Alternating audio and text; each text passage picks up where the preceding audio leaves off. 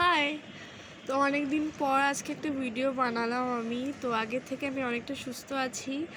আর আমাকে যারা যারা কমেন্ট করেছিলে আমার ওই কমিউনিটি পোস্টটাতে যে ওষুধ খেয়েছো কি না, কেমন আছো, এখন আমি অনেকটা সুস্থ আছি।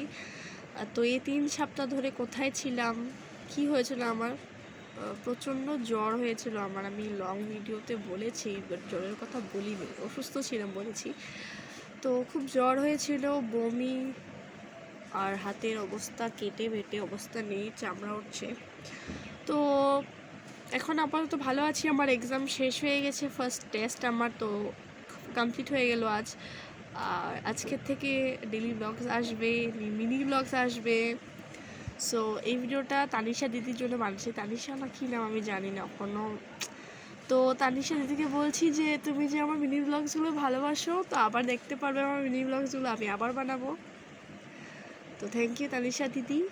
আর আমার আদরের পম্পা দিদি তানিশা দিদিকে বলছি যে এখন থেকে ডেলি ব্লগস আসবে।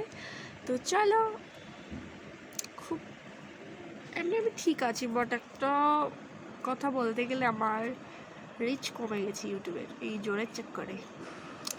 হাত দেখতে পাচ্ছ কেটে ফেটে অবস্থা নেই। আজকে আমার এক্সামে লিখতে না খুব কষ্ট হয়ে গেছিলো, কারণ ব্লিডিং হচ্ছিল আমার।